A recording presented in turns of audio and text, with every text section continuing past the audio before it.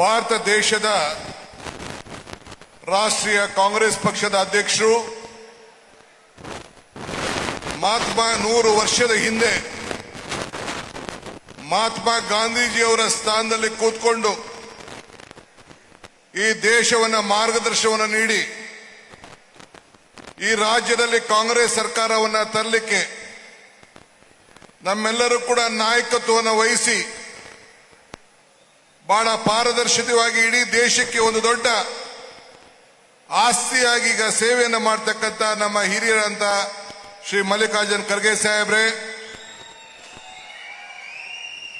ಕರ್ನಾಟಕ ರಾಜ್ಯದ ಗೌರವಾನ್ವಿತ ಮುಖ್ಯಮಂತ್ರಿಗಳು, ಈ ಭೂಮಿಯ ಸುಪುತ್ರರು, ನಮ್ಮೆಲ್ಲರ ನಾಯಕರಾದಂತಹ ಶ್ರೀ ಸಿದ್ದರಾಮಯ್ಯ ಸಾಹೇಬ್ರೆ,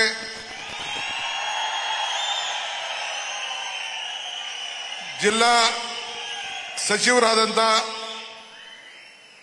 ಡಾಕ್ಟರ್ ಎಚ್.ಸಿ. ಮಹದೇವಪ್ಪನವರೇ, ಚಾಮನಗರ ಜಿಲ್ಲಾ ಮಂತ್ರಿಗಳಾದಂಥ ಶ್ರೀ ವೆಂಕಟೇಶ್ ಅವರೇ, ಡಾಕ್ಟರ್ ಪರಮೇಶ್ವರ್ ಅವರೇ, ಕೆ.ಎಚ್. ಮುನಿಯಪ್ಪನವರೇ, ಜಾರ್ಜ್ ಸಾಹೇಬ್ರೆ, ತಂಗಡಿ ಅವರೇ, ರಹೀಂ ಖಾನ್ ರವರೇ, ಎಲ್ಲ ನನ್ನ ಶಾಸಕ ಮಿತ್ರರಾದಂಥ ನಜೀರ್ ಅಹಮದ್ ರವರು, ತನ್ವೀರ್ ಸೇಠ್ ರವರು, ಹರೀಶ್ ಗೌಡ್ರು, ಚಿಕ್ಕಮಾದೇಗೌಡರು, ರವಿಶಂಕರ್, ತಿಮ್ಮಯ್ಯನವರು, ದರ್ಶನ್ ಧ್ರುವ ಅವರು, ಕೃಷ್ಣಮೂರ್ತಿಯವರು, ರಘುಮೂರ್ತಿಯವರು ಮತ್ತು ನಮ್ಮ ಸುನೀಲ್ ಬೋಸ್ ಅವರೇ, ಪುಟ್ಟಣ್ ಶೆಟ್ರೆ, ಬಸಪ್ಪದವರೇ, ಪುಟ್ಟಣ್ಣವರೇ, ರೇವಣ್ಣವರೇ, ಸಾಧು ಕೋಕಿಲಾರವರೇ, ಮುಖ್ಯವಾಗಿ ನನ್ನ ಜಿಲ್ಲಾ ಕಾಂಗ್ರೆಸ್ನ ಅಧ್ಯಕ್ಷಗಳಂತ ವಿಜಯ್ ಕುಮಾರ್ ಅವರೇ, ಮೂರ್ತಿಯರವರೇ, ಮರಿಸ್ವಾಮಿ ಅವರೇ, ಎಲ್ಲ ಹಿರಿಯ ನಾಯಕರುಗಳೇ, ವಿಶೇಷವಾಗಿ ಇಷ್ಟು ದೊಡ್ಡ ಸಂಖ್ಯೆಯಲ್ಲಿ ಬಂದು ಈ ಸಾಧನೆಯ ಸಮಾವೇಶದಲ್ಲಿ ಪಾಲ್ಗೊಂಡು ನಮಗೆ ಶಕ್ತಿಯನ್ನು ತುಂಬುತ್ತಾ ಇರೋಂಥ ಎಲ್ಲ ನನ್ನ ಕಾರ್ಯಕರ್ತರೇ, ಮತಬಾಂಧವರೇ, ಸ್ನೇಹಿತರೆ, ಚುನಾವಣೆಗೆ ಬಂದಾಗ ಒಂದು ಮಾತು ಹೇಳಿದ್ದೆ, ಕಮಲ ಕೆರೆಯಲ್ಲಿದ್ದರೆ ಚಂದ, ತೆನೆ ಹೊಲದಲ್ಲಿದ್ದರೆ ಚಂದ, ಈ ದಾನ ಧರ್ಮ ಮಾಡುವ ಕೈ ಅಧಿಕಾರದಲ್ಲಿದ್ರೆ ಮಾತ್ರ ಚಂದ ಅಂತ ಮಾತು ಹೇಳಿದ್ದೆ.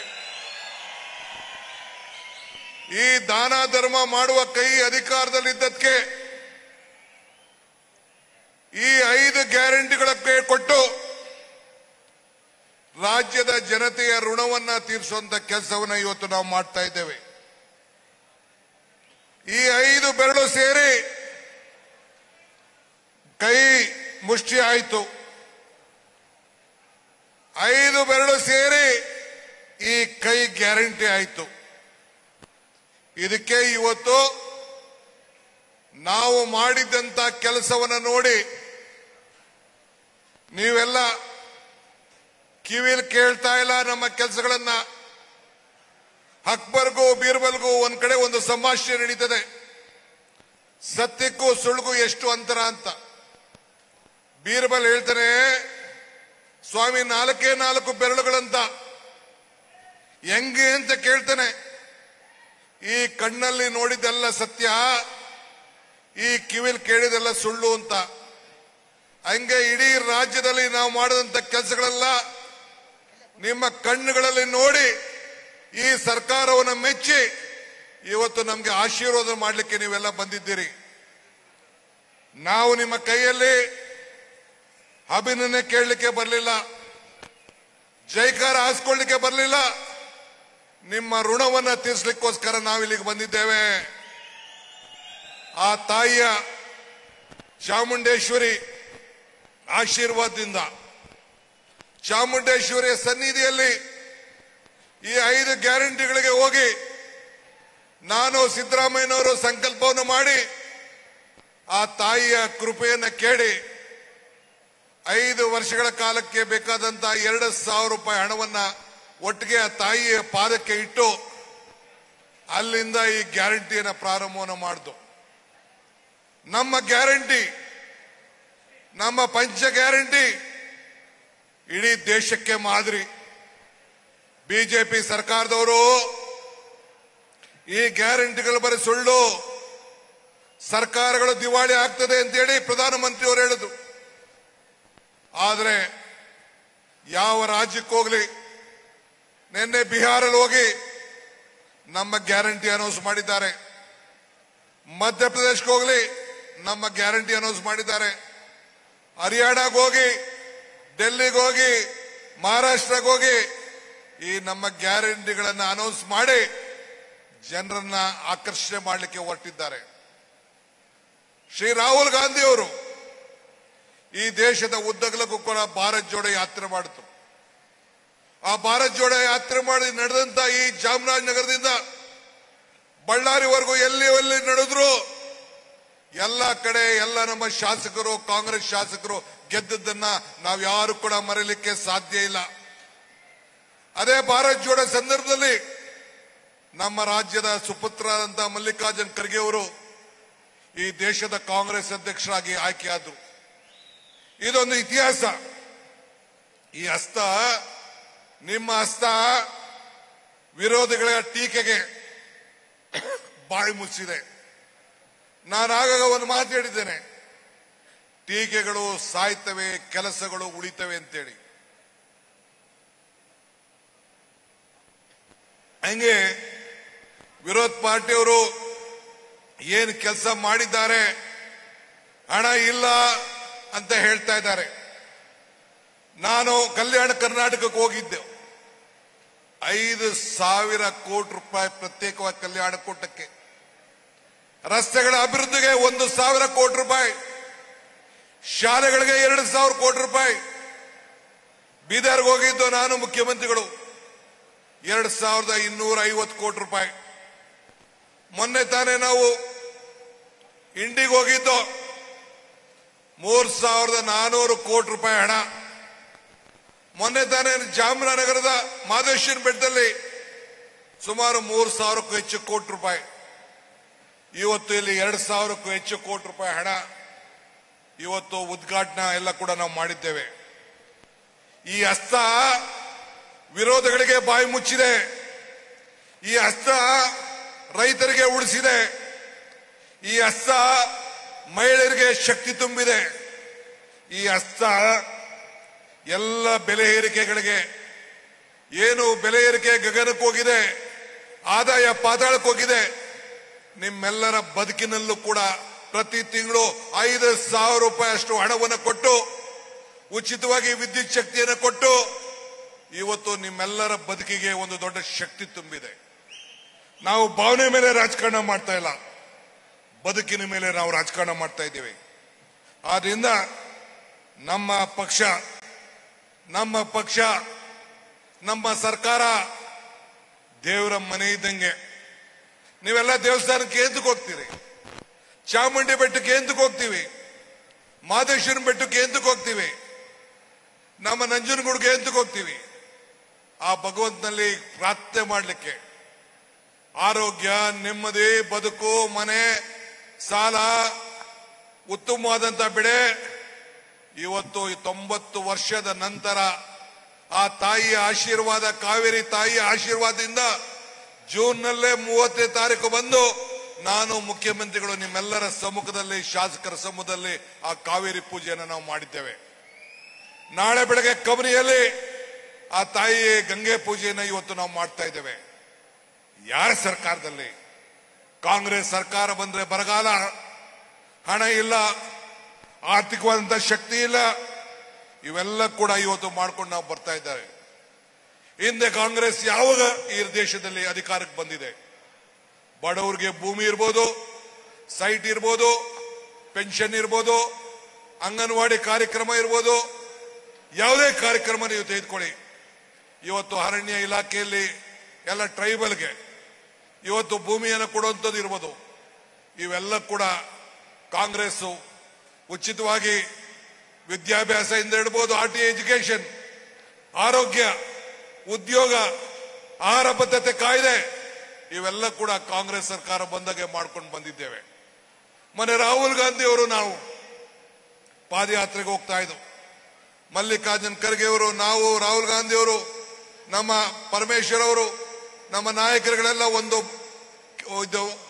ಅಲ್ಲೇ ಇರಕ್ಕೂ ಇಲ್ಲಿ ಬಳ್ಳಾರಿ ಕೆರೆ ಮುಂಚಿತವಾಗಿ ಟೀಗೆ ನಿಂತಿದ್ದು ಒಂದ್ ತಾಯಿ ಹೆಣ್ಮಗಳು ಬಂದ್ಲು, 2 ಸೌತೆಕಾಯಿ ಹಿಡ್ಕೊಂಡು ಬಂದು 2 ಸೌತೆಕಾಯಿ ಬಂದು ರಾಹುಲ್ ಗಾಂಧಿ ಕೊಡಕ್ ಬಂದ್ರು. ರಾಹುಲ್ ಗಾಂಧಿ ಅವ್ರು ಕೇಳಿದ್ರು ಏನಿದು ಅಂತ. ಆಕೆ ತಾಯಿ ಹೆಣ್ಮಗಳು ಹೇಳದು, ಅಪ್ಪ ಈ ಸೌತೆಕಾಯಿ ನಿಮ್ಮ ಅಜ್ಜಿ ಕೊಟ್ಟಂತ ಭೂಮಿಲಿ ಬೆಳೆದಂತ ಸೌತೆಕಾಯಿ ಅಂತೇಳಿ ರಾಹುಲ್ ಗಾಂಧಿ ಅವ್ರಿಗೆ ಕೊಟ್ಟಂತ ಘಟನೆ ಈ ಕಣ್ಣಲ್ಲಿ ನೋಡಿ ದಿಗ್ಭ್ರಮೆ ಆದು. ಹಂಗೆ ಉಳುವನ್ಗೆ ಭೂಮಿಯನ್ನು ಕೊಟ್ಟಂತ ಈ ದೇಶ. ಇಂಥದ್ದು ಒಂದು ಕಾರ್ಯಕ್ರಮ ನಾನು ಬಿಜೆಪಿ ಅವರಿಗೆ ಜನತಾದಳಕ್ಕೆ ಸವಾಲಾಗ್ತಾ ಇದ್ದೀನಿ. ಯಾವುದಾದ್ರು ಒಂದು ಅಭಿವೃದ್ಧಿ ಕಾರ್ಯಕ್ರಮ ನಿಮ್ಮ ಹೆಸರು ಶಾಶ್ವತವಾಗಿ ಉಳಿಲಿಕ್ಕೆ ಜನತಾದಳ ಆಗ್ಲಿ ಬಿಜೆಪಿ ಅವರ ಅಧಿಕಾರ ಇದ್ದಂತ ಸಂದರ್ಭದಲ್ಲಿ ಈ ಬಡವರ ಹೊಟ್ಟೆ ತುಂಬಲಿಕ್ಕೆ ಬಡವರ ಬದುಕಿಗೆ ಏನಾದ್ರು ಒಂದು ಕಾರ್ಯಕ್ರಮವನ್ನು ಕೊಟ್ಟಿದ್ರೆ ಇಂಥ ಸಮಾವೇಶಗಳು ನಿಮ್ ಕೈಲಿ ಮಾಡ್ಲಿಕ್ಕೆ ಸಾಧ್ಯ ಆಗ್ತಿರ್ಲಿಲ್ಲ.